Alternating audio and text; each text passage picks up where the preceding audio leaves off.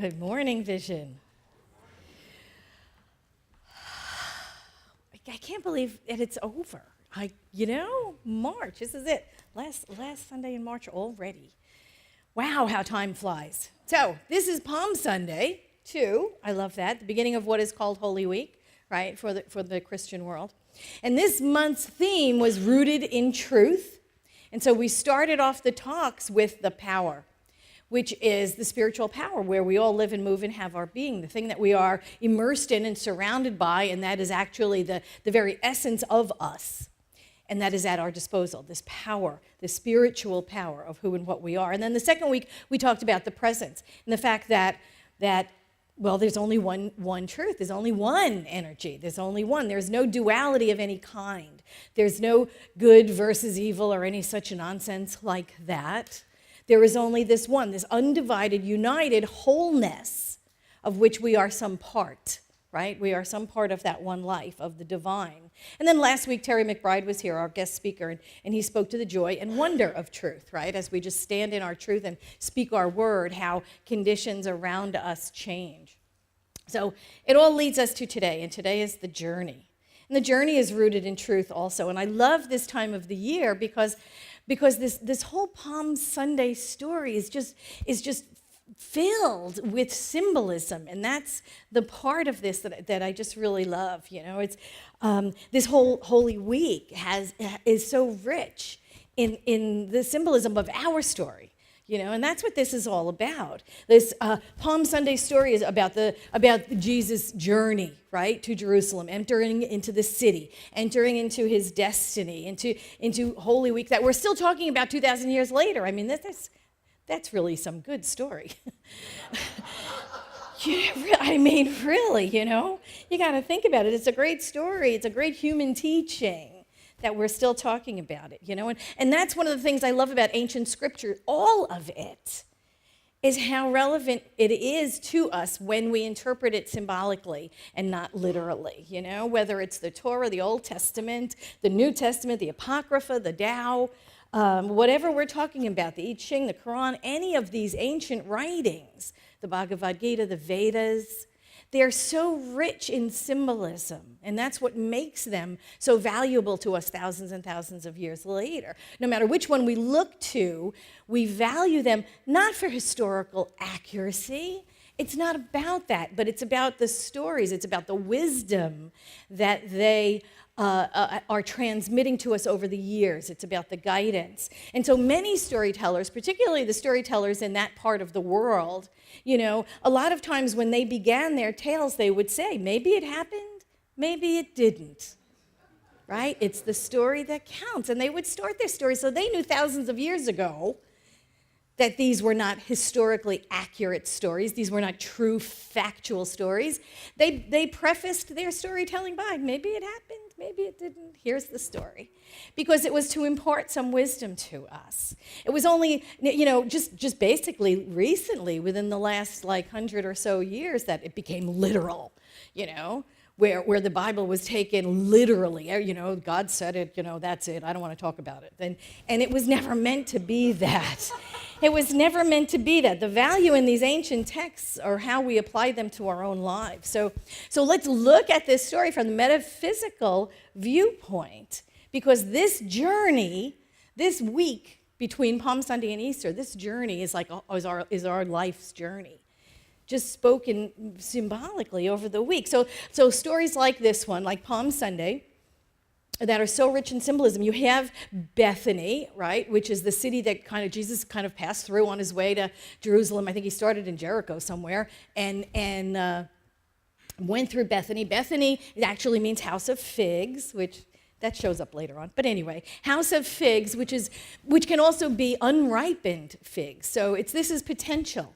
Bethany represents this potential. And then he's on the way to Jerusalem, which is the city of peace. And aren't we all on the way there?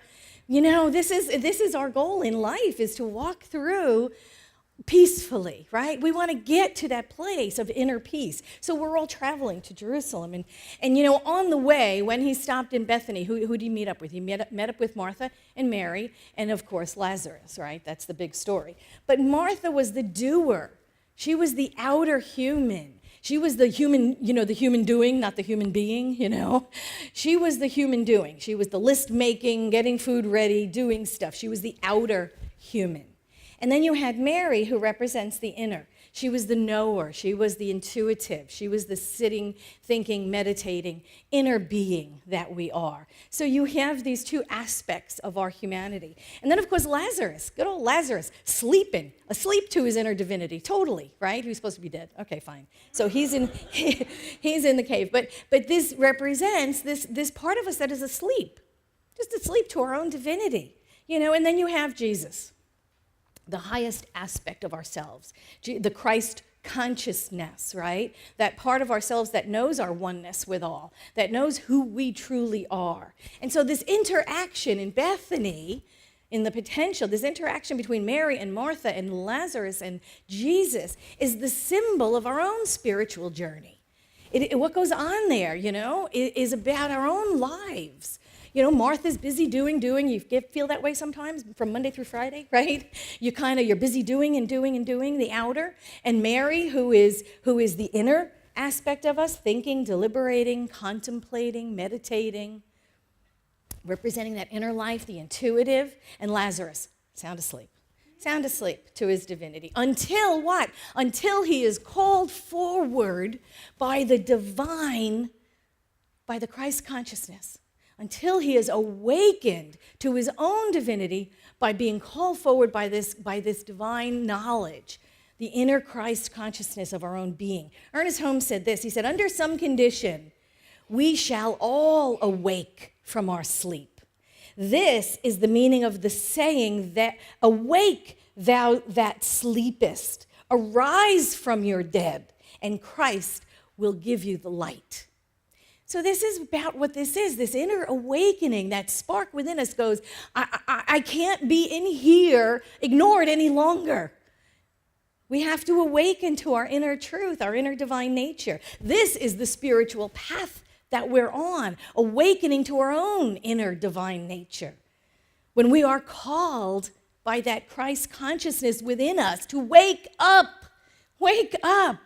That's what the call was for Lazarus. Wake up. And through our conscious mind, we get in touch with that subjective mind in order to awaken to the universal oneness with all, our universal oneness with everything. This is our journey on this path of spiritual enlightenment. And we haven't even gotten to Jerusalem yet, right? All this just still took place in Bethany. This is good stuff, folks. This is good story. This is why I love Holy Week. I just do. It's so amazing. So the story goes, Jesus and his disciples gather outside the city of Jerusalem, where they are preparing this triumphant entrance into the city. And what does Jesus say? He sends two of his disciples down the road. Get me that donkey. Remember that donkey we passed? Bring me that donkey, he tells two disciples. And if the owners ask why you're untying the donkey and taking it, tell them the Lord has need of it. Tell them the Lord has need of it. So Jesus enters Jerusalem, the city of peace. He enters into his own peaceful state, riding the donkey. The crowd goes wild. Palms are waved, palm fronds are on the ground, people are singing praises. It is a big deal, right? It's a big deal. Okay, so here we are again. It's about us on our spiritual path. Jerusalem, the city of peace, isn't that where we always want to be? We want to keep entering the city of peace. We want to keep entering that inner peaceful state in our own lives. Every waking day, every hour. Who does not want to live in the state of peace? Anybody? No, I'd rather have chaos, No, we all want to live in that state of peace. Wherever we go, whatever we're doing, however, hectic our life is, we want to approach it peacefully, don't we? So here's Jesus. He's in the city of peace. This is our journey again. So Jesus represents the Christ consciousness, the highest state of spiritual enlightenment that we can attain. He is that at one ment with everything, riding the donkey. You know what the donkey is, right? That's our ego. That's our spirit. That's our human self. That's the doer. That's the human, immersed in the physical world, bound to the physical world. And now united, this is a spiritualized human being, awake, aware of the spiritual truth that we are. You have the Christ and you have the donkey together. They're together. They're integrated. And this is why Jesus said the Lord has need of it, the donkey. Our physical bodies are the incarnation of who we are. We need the body to express God, don't we? I mean, how does spirit express in the physical world other than through us? So the body is necessary. But there has to be that integration between spirit and body, right? We have to be integrated. We have to be balanced. So the Palm Sunday story, this, riding in on the donkey, calls us to shift from the ego, from the donkey, and to bring forth the Christ consciousness through this journey. As we journey along this thing called life, it's about integrating, balancing. We can't be off balance. We can't be all this. We can't be all that, right? We get to be so spiritual, we're of no earthly good. I remember Reverend Kathy Hearn saying that. But we're all immersed in the details of the donkey life, right? We're not even looking up and knowing our spiritual truth. So yes, we have need of the donkey. We got to get stuff done. Don't rid ourselves of the ego. We're not here to do that. We're not here. The ego is the individualized part of ourselves. You wouldn't be who you are without an ego. It's the Pattiness of Patti is my individualized expression of spirit. We're not here to obliterate the ego. We'd be one big blob of humanity, not being able to tell one from the other. No, it's not about obliterating it. It's about integrating it. That's why the Christ consciousness is on the donkey, has need of the donkey, right? We don't rid ourselves of our ego. We invite it along on the journey. We just don't let it run the show. That's all. We don't let it run the show. We get into many challenges along life. We are not meant to disown parts of ourselves. Trying to disown a part of yourself is like Debbie Ford used to say, like trying to hold a beach ball underwater. Yeah, how long can you do that? Before it pops up and it splashes you and everybody around you. We're not about disowning those parts. We're about integrating them. So the ego is a really, really important part of who we are. It is our individualized nature of spirit, right? It's our individualized use of this one power and presence. When it comes to our ego, we have to grow it up, not throw it out. Okay? So our journey is one of integration, all aspects of our life. And we're back into this Palm Sunday story. There's a cautionary tale in the Palm Sunday story, too. That after the initial entry into Jerusalem, right, with the hosannas and the palms and all the accolades, Jesus and his group go back to Bethany for the night. They spend the night there. And then on the next day, they journey to the city of peace once again. They go back to Jerusalem. And on the way, apparently Jesus is feeling a bit peckish. And he wants a snack. Now, he finds a fig tree with loads of leaves. And so he looks on it, but no fruit. And so I didn't know Jesus got hangry, but apparently he did. That hungry, angry thing? Okay, so no fruit on the tree. He curses the tree, right? May no one ever eat fruit from this tree again. And the next time we see the tree, what is it? It's withered and dead. Withered and dead. Could you imagine the disciples are like, don't get him mad, whatever you do, don't get him mad. Right? It's withered and dead. And so in the Bible it says, so when the disciples saw this, they were like, OMU, look what you did to this tree.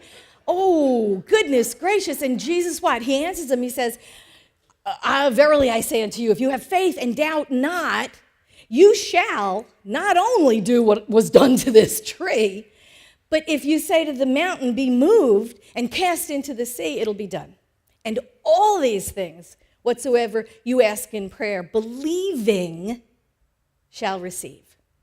right? So he's talking about this power that flows through us, and when we are in alignment with it, we speak our word, and stuff gets moved, stuff changes, prayer changes things. But the cautionary tale of the fig tree is be careful, be conscious of what it is you're putting into the law, yes? Because it comes manifest. The law is impersonal and infallible. It works the same time every time, regardless of who uses it. It does not question. It simply goes to work out picturing. So what is your predominant thought? Because if your predominant thought is lack and limitation, by golly, that's what you're getting. So powerful is this universal intelligence, and so immersed in it and within it that we can use it to hold ourselves down. We can use it for destructive purposes, like the fig tree, as well as creative. That is the cautionary tale, and I think that is the one and only place in the Bible where Jesus really uses that power for destructive means. And Ernest Holmes said this, he said, anything you can dream of is not too great for you to undertake. If it hurts no one and it brings happiness and good into your life, do it. And so he's putting that out there also. This is Ernest Holmes' version of the fig tree. If it hurts no one. So be careful, be conscious, be awake, and be aware about what we're putting into the law, what we are manifesting for ourselves. It is one of the great lessons we learn along this path, along this journey. The idea is, here it is. The idea is because we are one, right? We cannot harm anyone or anything else without harming ourselves. Because there's one energy, because we are all one, because even though we are individualized, we are still part of this one life. The idea is we cannot do harm to someone else without it coming back on us. Because there is no someone else. Because we're all part of this one energy. God is all there is, expressing itself in diversity. But it's still all God. We cannot hurt anyone else without hurting ourselves. We cannot hold anything against anyone else without holding it against ourselves. We cannot want for ourselves good and yet try to deny it from somebody else. Because there's only one of us. There's only one of us in this room. It's Spirit. Spirit just simply incarnating as all of us. That I was thinking about the Star Wars. The Empire Strikes Back, right? The old one, When Luke is about to go in that cave, remember, he's like, oh, it's cold, it's nasty, I don't know what's in there, and Yoda is sending him into the cave to learn, right? And so Luke asks him, what's in the cave? And Yoda looks at him and he says, only what you take with you. What's in there? Only what you take with you. So when Luke enters the cave and he kills Darth Vader, the image, right, the projection of Darth Vader, and the mask falls off Darth Vader, Luke sees his own face. Because we're one. We can't harm others without harming ourselves. We cannot expect to be able to do harm to others and not have it some way come back on us. And spiritual maturity, this journey that we're on towards spiritual enlightenment, spiritual maturity allows us to let go of those destructive ideas. We release the idea of getting back, of revenge, all of that. We let go of our resentments. This is on the spiritual path what we must do to get to that city of peace, right? We let go of the idea that other people can actually let us down. How can they let us down? They're us, right? We let go of our expectations that people are going to be anything other than what they are, doing the best that they can. We let go of our expectations. What are the expectations? Are just resentments waiting to happen, right? You should be doing this. You should be doing that. We let go of that stuff on this path, on this journey to inner peace. We accept that people are generally doing the best they can with the tools that they have. So we are integrating the donkey with the Christ consciousness. That's what we're doing. We are integrating it. We're and with that Christ consciousness, we hold people harmless, don't we? We hold people harmless. We begin to see them as we are on this journey into inner peace. We begin to see people as God sees them, as innocents. Right? So let's go back to the Palm Sunday story. So after the fig tree thing, right? He goes back into Jerusalem, and what's the first thing he does? He goes into the temple, right? He really was hangry that day. My gosh. Okay, because he starts throwing stuff around, right? Driving the money changers out of the temple. And this part of the story, right, refers to the house of prayer being turned into the den of thieves, and depending on the translations, there are more. But it's about the practice of sacrifice, and it's about the practice of superstition. That's really what offended him. I mean, the money thing, too, is a whole other side of it. But the money changers were there to sell doves. Poor little doves. I got a little baby at home I'm hand feeding right now.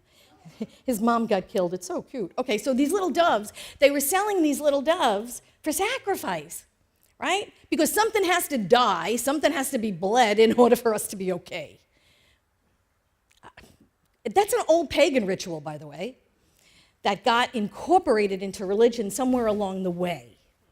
But it was a practice of superstition and sacrifice. They were there to sell little animals to the people coming to the temple to kill them, right?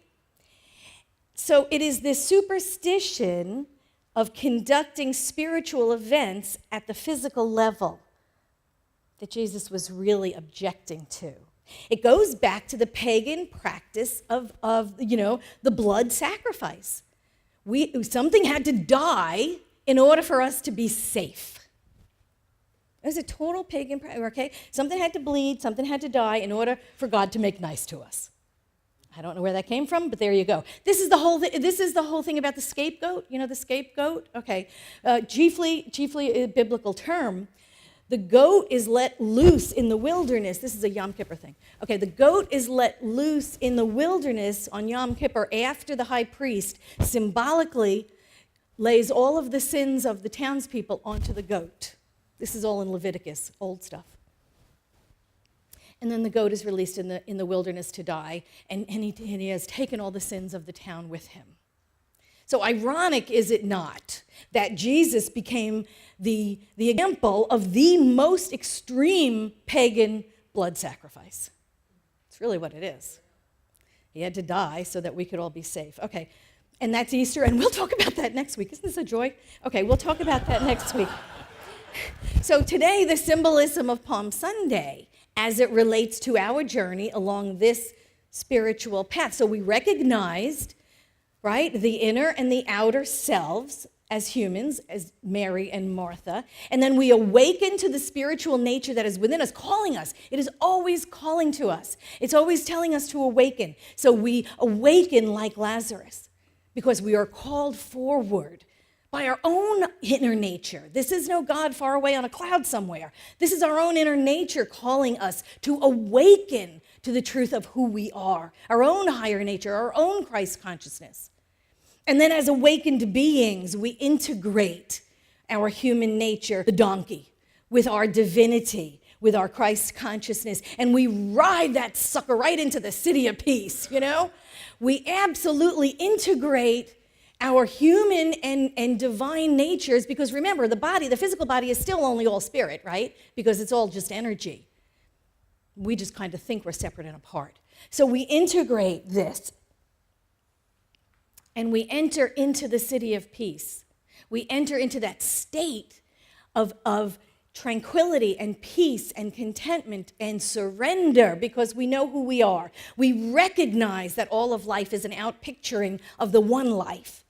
And we cannot own our good if we're withholding it from anybody else. And finally, we do away with the superstitious, the belief in duality, the belief that there's anything outside of us that we have to sacrifice anything to in order to make ourselves safe, because we know we're safe already.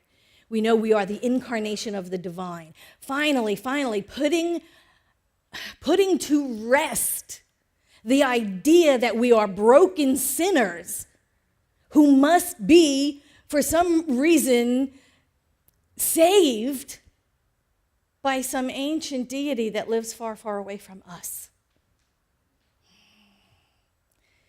We must atone, okay, for some ancient trespass we never made. We never made. Ernest Holmes said this. He said, "We make our own mistakes, we suffer from our own foolishness, and we also make the return journey to righteousness. God was, is, and will always remain the essence of life, truth, purity. Let us enter this essence in belief and be freed from our unbelief and our human mistakes."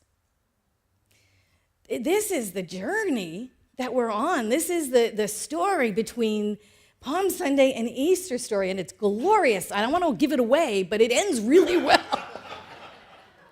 It ends really well. This is the journey that we're all on. It's amazing.